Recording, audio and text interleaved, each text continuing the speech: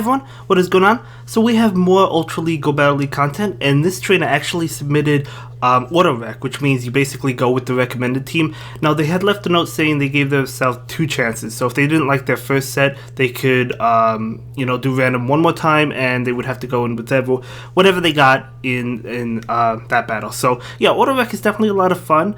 I wouldn't necessarily recommend it when it comes to Go Battle League, unless if, let's say, you reach the rank that you're satisfied with, whether it be rank 8, 9, 10, and you don't care anymore, you just want to have fun. That's totally understandable, but for me, I wouldn't do it just yet, just because I do want to try and reach rank 10, and it's not that you can't win any battles, it's just going to be more difficult, obviously, because they could throw in some random Pokemon like this Cryogano that you don't even know what moveset it has, and actually, ironically enough, it has 2 moves, so that's pretty cool. Maybe he used it for a cup or something, I have no idea, but either way, Cryogano actually fainting Charizard, being an ice type, so Cryogano gonna go ahead and go for, that's a crunch, right? I believe it's a crunch.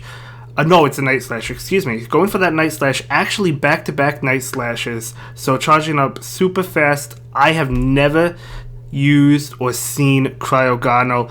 It is so cool, though, to see it. I'm absolutely loving it. Guys, if you want to test yourself, auto rec can be a lot of fun, but just like, I don't want you to come after me saying I made you lose because your teams were losing. I mean, you could very well lose a lot of games. In fact, you probably will lose more than you'll win in Go Battle League, and that's just because they're picking the solid teams, whereas these are totally random Pokemon. They might not even be doubled moved, but auto rec is definitely fun if you and your opponent are both doing auto rec and you go in and battle. I've done that a few times, and it's a lot of fun. But anyway, this Ampharos is going to be hit with a charge attack. Definitely going to go down from this Hydro Cannon, so it does go down. So Ampharos is gone, and in comes the Sceptile going for the Leaf Blade. I believe it's a Leaf Blade. And yep, Leaf Blade, and we have a little bit of an issue there, but that's okay. Actually winning first auto rec round, so that's really cool. So yeah, we'll definitely have to see what else this trainer has going for us. So we see his team. Let's see if he wants to reroll this. As I said, he has 1 reroll. That's what he gave himself. You could set your own rules, obviously, because you can go in with whatever you want in Go Battle League. So okay, looks like he gave himself 2 attempts. So going in with this team. And so going to go lead off with Swampert. So definitely a good lead. Obviously, you wouldn't be able to tell this is like an auto rec team just by the look of Swampert. So Swampert going to go ahead and go for that Hydro Cannon. So Hydro Cannon is not enough to knock out Scizor, but it does massive amounts of damage. Just needs to get to 1 more. Swampert definitely going to be able to tank this attack. Most likely a Night Slash. Iron Head is resisted. So Night Slash coming through. And this Swampert going to go ahead and get to another one. Let's see if the Scizor shields. We might see a shield coming from the Scizor. We do. Scizor wanting to try and win the lead, actually getting to another Night Slash. Will Swampert shield? No. Swampert, knowing that it could actually take this, deciding not to shield. Going to be able to get to a Hydro Cannon before the Fury Cutters knock out Swampert. So will the opponent double shield and win the lead? Possibly. Yep, it looks like that's what he's going for. Can he farm down in time? Yes, that opponent can.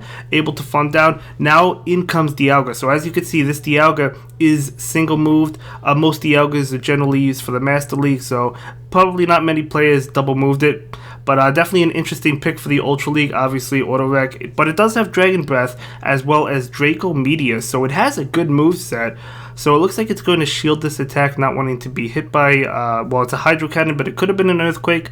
And yeah, Dialga going to go ahead and go for Draco Meteor. Dialga in the Ultra League. Let's go. So knocking out Swampert, switching into Melmetal, and the opponent bails while actually winning with that auto rec team. Way to go, my guy. That is awesome. That is awesome. So much fun to see. I'm not against doing something like this. It's just, as I said, I would try and get to a rank 10 first before I attempted something like this, if I'm able to.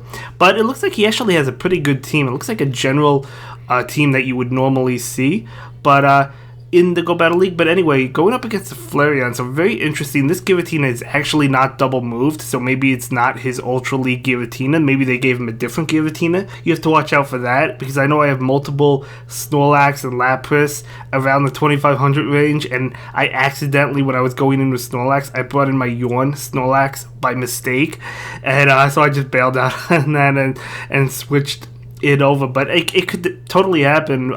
easy mistake. It happened to me with Cresselia as well before, so you do have to be careful.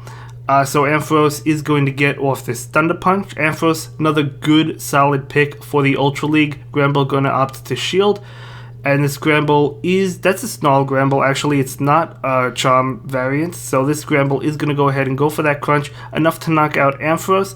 Let's see what comes in. Going to be Escavalier. Escavalier, okay, maybe trying to farm down. We'll have to see. This Escavalier is going to opt to shield. Another popular pick in this meta. However, this Escavalier is only single moved, so perhaps he didn't have an Escavalier invested in, or perhaps he never they gave him the wrong one. You never know.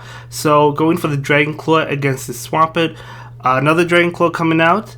So that's all this Giratina has to work with it. But Dragon Breath also doing a lot of damage to this Swampert.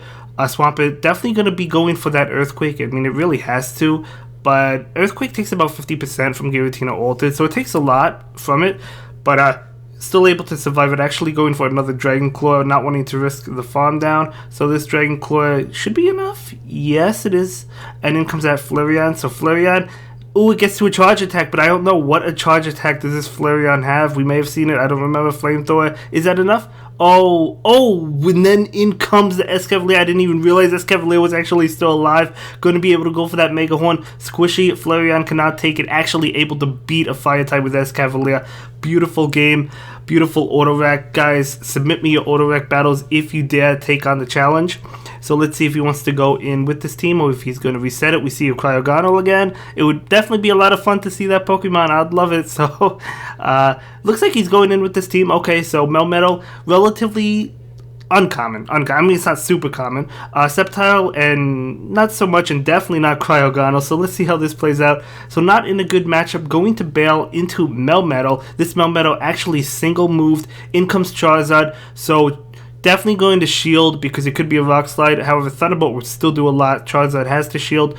Yeah, I mean, Thunderbolt probably wouldn't take out Charizard at that range. In fact, I'm pretty confident it wouldn't. But obviously, you would assume that the opponent, Melmetal, has a Rock Slide. So another Thunderbolt coming out.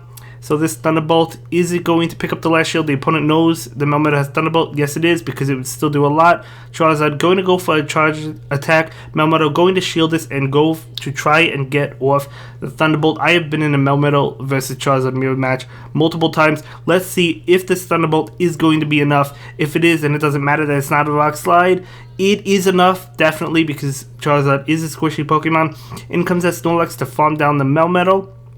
So let's see what comes in. Going to be that Sceptile or Cryogano. We'll have to see. An Ice and a Grass type. Going to be Sceptile. In comes Scizor. Oh, can't get out in time. This Scizor going to go for a charge attack. Going to be a Night Slash. Totally fine. Switching out into Cryogano. So Cryogano definitely probably caught the opponent off guard.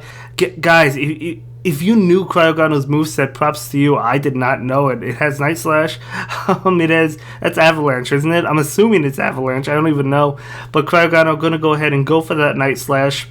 And going to get the attack buff as well. That might actually be huge. We'll have to see. This Night Slash is not going to be enough to knock out Cryogano. Nope, not going to knock it out. And Cryogano going to farm up extra energy and go for a Night Slash. Definitely enough to knock out Scizor. No doubt about it. So Scizor collapses. And in comes that Snorlax. Even with the attack buff, I can't imagine Cryogano pulling this one out. So Cryogano going to go for the Night Slash. Going to be doing a lot of damage. Not really that much. But Snorlax is probably just going to farm down at this point. But another Night Slash comes through. So Snorlax getting pretty weak. Yes, Snorlax may be built up for an Earthquake, but you probably don't want to go for Earthquake against Sceptile. Sceptile is coming in, probably back-to-back Body Slams. However, this Sceptile is at a Leaf Blade. No, it's going to be Superpower, but this Sceptile has a Leaf Blade. 100% going to knock out that Snorlax, even without the debuff. It still probably would have knocked it out. Yeah, definitely, but it's definitely going to knock it out with that debuff. Fantastic, beautiful, able to win these Autorex games. That is huge. That is impressive, man. It really is.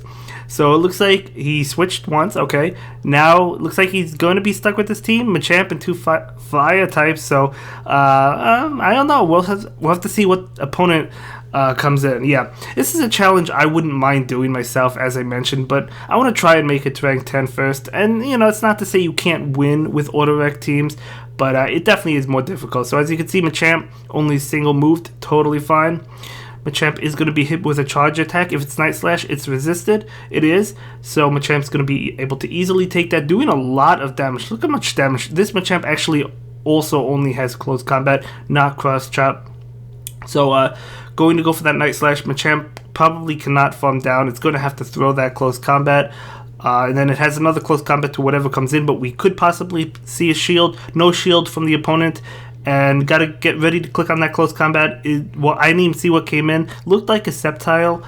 Yeah, it is a Sceptile. Going to shield that. So Machamp actually able to take a shield and yeah, knock out a Pokemon. In comes Flareon. Out comes Togekiss. In comes Blaziken.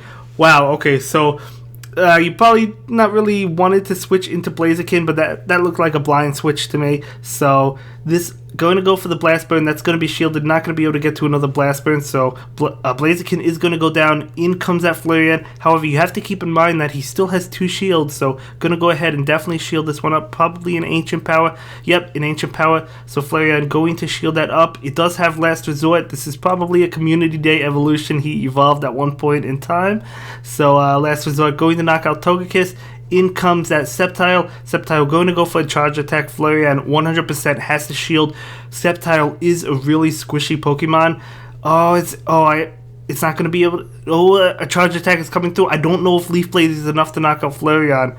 Is it? Oh, it's Dragon Claw. Is that enough? Oh, can he get... No, he cannot get to it, and he's going to lose that one, but that's okay. That was fantastic. That was like a 4-1 set, wasn't it? So really well played, and that's going to be it for this one, guys. See you in the next video. I hope you all have a good day. Bye. Thank you so much for checking out my latest video. Please like, comment, and subscribe, and don't forget to follow me on Twitter. If you like this video, check out one of my other videos that you'll probably enjoy.